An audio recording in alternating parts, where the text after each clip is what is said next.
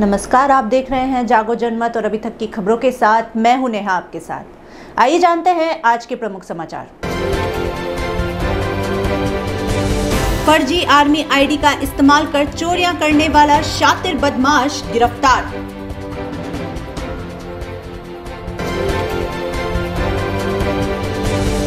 रावतभाटा में निर्माणाधीन परमाणु बिजली घर संयंत्र में हादसा, ब्लास्ट होने से 3 मजदूर घायल।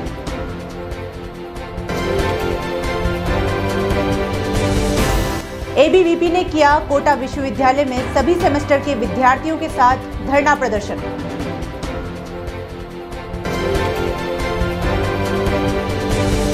बीमा कंपनी के टोल फ्री नंबर बंद, किसान हो रहे हैं परेशान।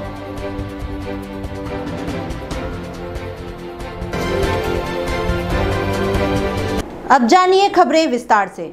अतिरिक्त पुलिस अधीक्षक प्रवीण जैन ने बताया कि स्वतंत्रता दिवस को लेकर सभी सार्वजनिक स्थानों पर सघन चेकिंग अभियान चला रखा था।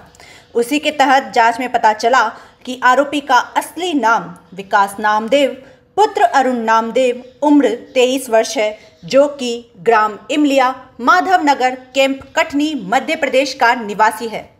ये 2 माह से स्टेशन सिमरन होटल में फर्जी विकास की आईडी का इस्तेमाल करके रुका हुआ था, जो कि बीएससी पास है और आर्मी में भर्ती होना चाहता था, मगर नहीं होने पर आर्मी के जवानों को शिकार बना उनकी वर्दी और आईडी का प्रयोग करके अलग अलग नामों से रात को चोरियां करने हेतु ट्रेनों में और एसी स्लीपरों कोच में यात्रा करके ये चोरी करता है। आरोपी के पास से कुवैत व अमेरिका की कुछ करेंसी भी मिली है। सोशल साइट पर यह आरोपी आर्मी की वर्दी में फोटो डालकर लड़कियों से दोस्ती करता है। इसके पास से 2 मोबाइल फोन भी बरामद हुए हैं, जिसमें कि कई लड़कियों के नंबर हैं। रेलवे में चोरियों की वारदात करने से जीआरपी को भी सूचित कर दिया है। इसे कोर्ट में पेश करके रिमांड प्राप्त करके आगे की पूछताछ की जाएगी। जिन लोगों की आईडी मिली है उनसे भी संपर्क कर आगे की कार्यवाही कर उस हिसाब से धाराओं में केस दर्ज करा जाएगा। इस दौरान पुलिस उपायुक्त भगवत सिंह हिंगड़, भीम मंडी थाना अधिकारी लक्ष्मी चंद वर्मा भी मौजूद रहे। इससे जब इंट्रोगेशन किया गया तो प्राथमिक पूछताछ में यह निकल के आया है कि यह विशेष रूप से ट्रेनों में सफ़र करता है और चूँकि यह एमपी कटनी का रहने वाला है, वहाँ से यह कोटा आता है। कोटा से यह दिल्ली वाला ट्रैक, दिल्ली के साथ साथ यह अहमदाबाद सूरत वाले ट्रैक पे और सूरत बड़ौदा वाले ट्रैक पे विशेष तौर से जाता है। इसके द्वारा चूँकि बीएससी की हुई है इसने, और इसने रात्रि में ये ट्रेनों में सफ़र कर यहाँ से जाता है। उस समय 3rd AC और स्लीपर क्लास का प्रयोग करता है। रात्रि में जो ट्रेन में सवारियाँ सो जाती हैं उनके पर्सों से विशेष रूप से नकदी चोरी का काम यह करता है। इसके खिलाफ 5-6 मुकदमे मध्य प्रदेश में विभिन्न थानों में दर्ज हैं, जिनमें यह कुछ समय जेसीबी रहा है। और अब तक के जो पूछताछ हुई है उसमें यही निकल के आया है कि इसने यहाँ लगभग सिमरन होटल में ये 2 माह से रुका हुआ था। और इस पूरे अभी तक की पूछताछ में यही निकल के भी आया कि इसके द्वारा आर्मी की जो ड्रेस प्रयोग की जा रही है, इसको आर्मी में भर्ती होने का शौक़ था।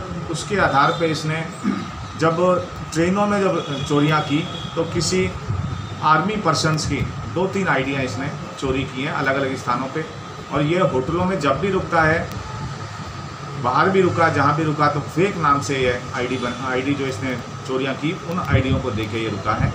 इस आधार पे ही पुलिस ने इसको यहाँ इंट्रोगेट किया है, मुकदमा इसके खिलाफ दर्ज करके आज इसको गिरफ्तार किया गया है।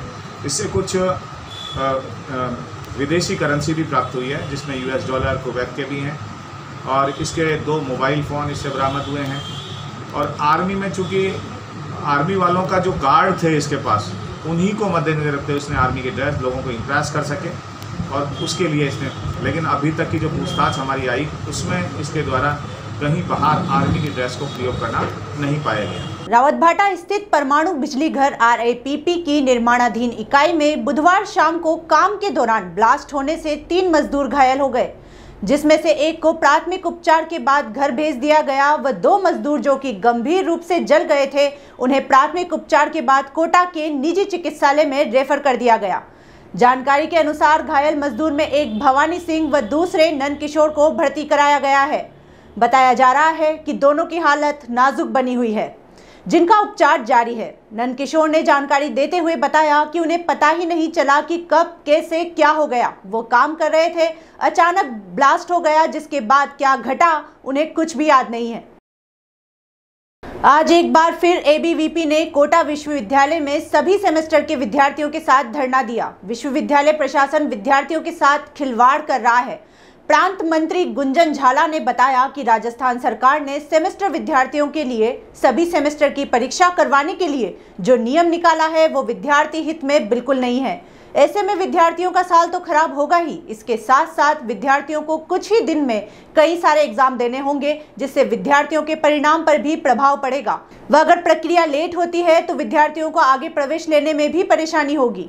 इकाई अध्यक्ष हिमांशु वर्मा ने बताया कि हमने ये मांग रखी है कि पिछले सेमेस्टर का परिणाम इंटरनल एग्जाम जो कि यूनिवर्सिटी ने ले लिए हैं उसी के हिसाब से जारी करे। वह केवल अंतिम सेमेस्टर की ही परीक्षा ले। परंतु लंबे प्रदर्शन के बाद भी विश्वविद्यालय प्रशासन के कान में जू तक नहीं रेंगी और न ही उन्होंने कोई संतोषजनक जवाब दिया। विश्वविद्यालय के सभी सेमेस्टर के विद्यार्थी यहाँ एकत्रित हुए और हमने ये बात उन्हें पहले भी 2 बार, हम 3 बार ज्ञापन दे चुके हैं कि आप हमारे केवल और केवल अंतिम सेमेस्टर के ही एग्ज़ाम लें, ताकि हमें ये दिक्कत ना आए और सभी विद्यार्थियों का रिजल्ट 30 तारीख तक आ जाए, क्योंकि और विद्यार्थियों को आगे भी एडमिशन लेना है। आईआईटी में एडमिशन के लिए अप्लाई किया हुआ है। तो ऐसे में हम सभी की यही मांग है कि हमारा अंतिम सेमेस्टर का ही ओनली एग्ज़ाम हो, ताकि रिजल्ट 30 से पहले आ जाए। परंतु विश्वविद्यालय प्रशासन सुनना ही नहीं चाहता है। वो विद्यार्थियों को मशीन समझता है, एक ही दिन में सारे एग्ज़ाम कराना चाहता है। और हर विद्यार्थी सुबह से यहाँ धरना दे रहे हैं, सुबह से रुके हैं। बड़ी मुश्किल से इन्होंने हमें अंदर बुलाया है, हमारी बात सुनी है और जब ये अपनी बात इन्होंने पहुंचाई है तब ये इन्होंने हमें अभी तक कोई संतुष्ट जवाब नहीं मिला है। अभी भी इन्होंने हमें कंफ्यूज कर दिया है। अभी भी बस ये अपनी जिद पर, अपनी नाक पर इन्होंने जो बात ले ली है कि हम सारे एग्ज़ाम कराएंगे। जो पेंडेमिक की स्थिति थी उसके बाद बच्चों का जो मनोबल था पढ़ाई के प्रति बहुत ही निराशा का भाव था। तो एक बहुत अच्छा डिसीजन राज्य सरकार के द्वारा लिया गया है कि इनके 1.5 घंटे के पेपर कराया जाए और 1.5 घंटे के पेपर में उसी रेशियो में उनसे क्वेश्चन कराया जाए। तो सारा का सारा सिस्टम इतना इजी गोइंग कर दिया गया है कि इन बच्चों को किसी प्रकार की दिक्कत नहीं आएगी। उसके बावजूद कुछ बच्चे ऐसे हैं जो कन्फ्यूज हो रहे हैं, जिनको मालूम नहीं कि कैसे एग्ज़ाम होगा और कैसे क्या होगा। उन बच्चों की कन्फ्यूजन की वजह से ही कुछ बच्चों का प्रतिनिधि मंडल हमसे मिला था, उन्हें संतुष्ट कर दिया गया है और उनको बताया गया कि हमारी स्तर पर और राज्य सरकार स्तर पर ये प्रयास होगा कि बच्चों को कोई नुकसान न हो और उनके रिजल्ट समय पर हम घोषित कर सकें। इटावा क्षेत्र में बाढ़ से हजारों बीघा जमीन की फसल बर्बाद हो गई। अभी तक खेतों में बरसाती पानी भरा हुआ है, जिससे 90 से 100% फसल बर्बाद हो गई है। किसानों ने बैंकों के माध्यम से फसल बीमा करवाया था, अब फसल खराब हो गई है। बीमा कंपनी द्वारा जो टोल फ्री नंबर दिए जा रहे हैं उन नंबरों पर बात भी नहीं हो पा रही है, वो नंबर इनवैलिड बताए जा रहे हैं, जिससे कि किसान काफी परेशान हैं। वहीं फसलें खराब होने के फार्म मित्र ऐप के माध्यम से ऑनलाइन लिए जा रहे हैं, यहाँ भी सर्वर एरर बता रहा है, जिससे फार्म अपलोड नहीं हो रहे हैं। क्षेत्र के किसानों ने कोटा जिला कलेक्टर से किसानों की समस्याओं के निराकरण की मांग की है। केंद्र से अतिवृष्टि से हुए नुकसान का जायजा लेने टीम पहुंची कोटा। संभाग के अधिकारियों के साथ बैठक कर केंद्र की टीम ने ली जानकारी। बैठक में संभागीय आयुक्त केसी मीणा, कलेक्टर उज्जवल राठौड़ सहित संभाग अधिकारी थे मौजूद। बाद में बाढ़ प्रभावित क्षेत्रों का उन्होंने किया दौरा। कोटा से 2 अलग अलग टीमें, कोटा, बूंदी व बाहरा झालावाड़ के लिए 2 टीमों का किया गया है गठन। फॉर्मेट है उसमें इंफॉर्मेशन, तो वो आपसे फेमिलियर है ना। तो आपने अगर कुछ किया है तो ये 3,48,000 में से सीवीआरटी वाइज क्या ब्रेकअप है, कितना परसेंटेज? कोटा में आज वैक्सीनेशन के दौरान कई सेंटरों पर भी लंबी कतारें देखी गई। कोटा के न्यू मेडिकल कॉलेज अस्पताल में भी प्रातः 6 बजे से ही लोगों का जमावड़ा शुरू हो गया और अपनी बारी का लोग लाइन लगाकर इंतजार करते रहे। यही आलम अन्य सेंटरों पर भी देखा गया, जहां वैक्सीन के लिए लंबी कतारें और भीड़ देखी गई। कौन सा डोज लग रहा है? सेकंड डोज लग रहा है सर। क्या बताया जा रहा है? सर अभी उन्होंने बताया कि अभी वैक्सीन यहाँ पर आई नहीं, अभी वैक्सीन आने पर अभी आधा ले लिया जाएगा। सिमलिया में गुरुवार को कस्बे के स्वास्थ्य केंद्र पर टीकाकरण शिविर लगाया गया है। टीकाकरण केंद्र पर भारी संख्या में भीड़ उमड़ पड़ी। न तो मुंह पर मास्क और न ही सोशल डिस्टेंसिंग की पालना की गई। भारी भीड़ इकट्ठा होने से अव्यवस्था फैल गई। फिर पुलिस ने मोर्चा संभाला। पुलिस की गाड़ी के लाउड स्पीकर से बार बार घोषणा करके व्यवस्था बनाई गई। शिविर में महिला पुलिसकर्मी भी तैनात रही। टीका लगवाने के लिए लोग सुबह 6 बजे से ही स्वास्थ्य केंद्र के बाहर लाइन लगाकर खड़े हो गए थे। केशोराय पाटन पंचायत समिति की ग्राम पंचायत लेसरदा के अंतर्गत आने वाले ईश्वर नगर गांव में विगत कई सालों से पेयजल एवं सड़क की समस्या से जूझ रहे ग्रामीणों तथा महिलाओं का गुस्सा गुरुवार को फूट पड़ा। महिलाओं ने समूह में आकर पाटन पंचायत समिति कार्यालय पर जमकर प्रदर्शन और नारेबाजी की। इस अवसर पर बड़ी संख्या में युवा ग्रामीण भी मौजूद रहे। ग्रामीण महिलाओं तथा युवाओं का कहना है कि लगातार 15 साल से सड़क और पानी की समस्या से वो परेशान हैं, लेकिन पंचायत एवं पंचायत समिति के अधिकारी व जनप्रतिनिधि उनकी समस्या का समाधान नहीं कर पा रहे हैं। ऐसे में अब उनका सब्र का बांध टूट रहा है। पानी की समस्या से ये कितने सालों से? 15 साल हो गया। 15 साल हो गया।